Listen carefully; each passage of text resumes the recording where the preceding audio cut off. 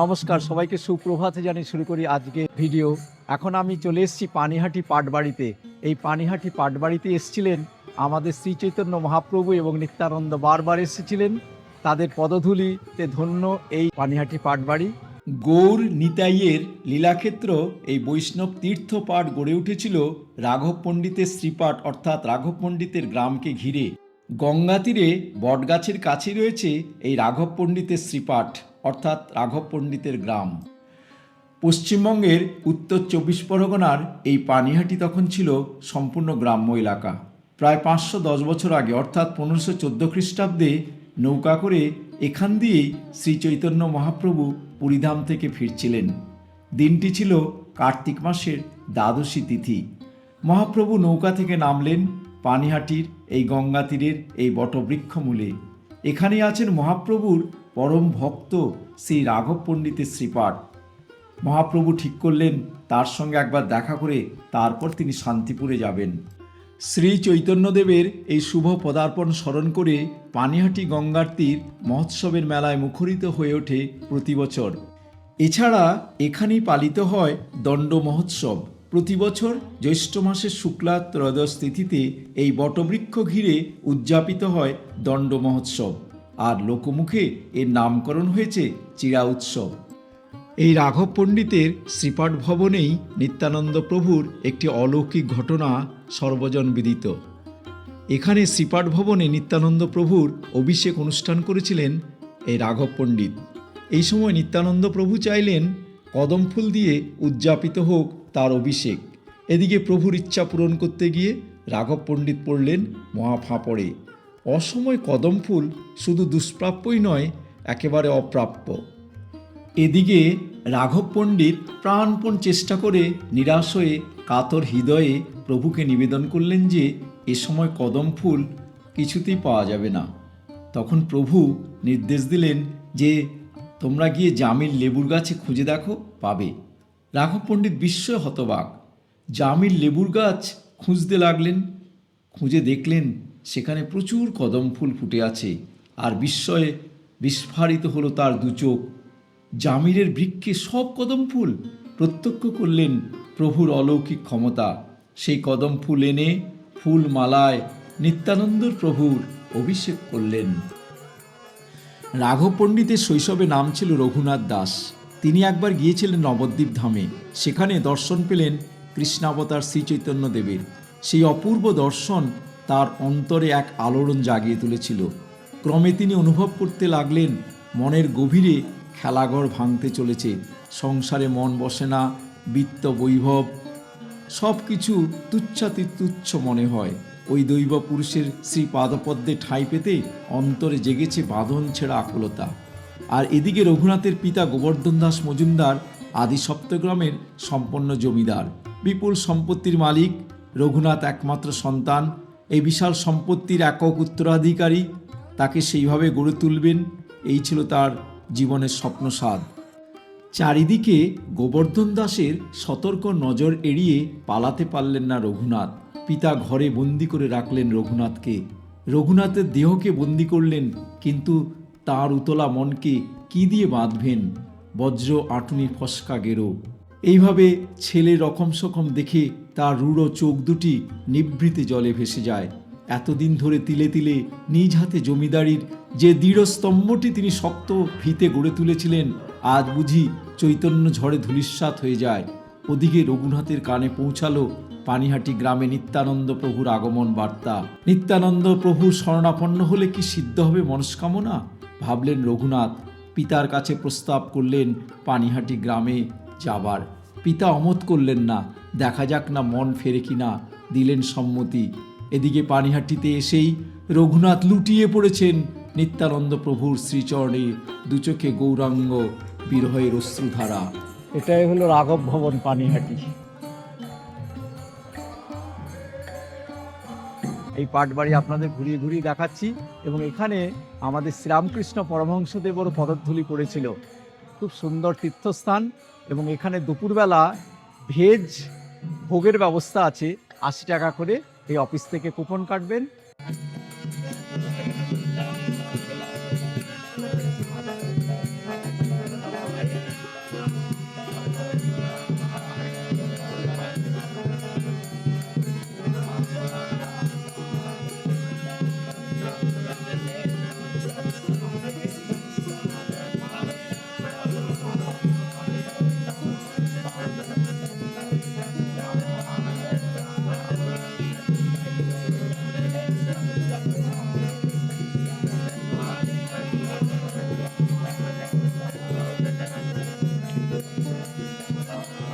এখানে রাঘব পণ্ডিতের ভিটেতে সামনে রয়েছে মন্দির, ডান দিকে কার্যালয় আর বাঁদিকে মাধবীলতা কুঞ্জ।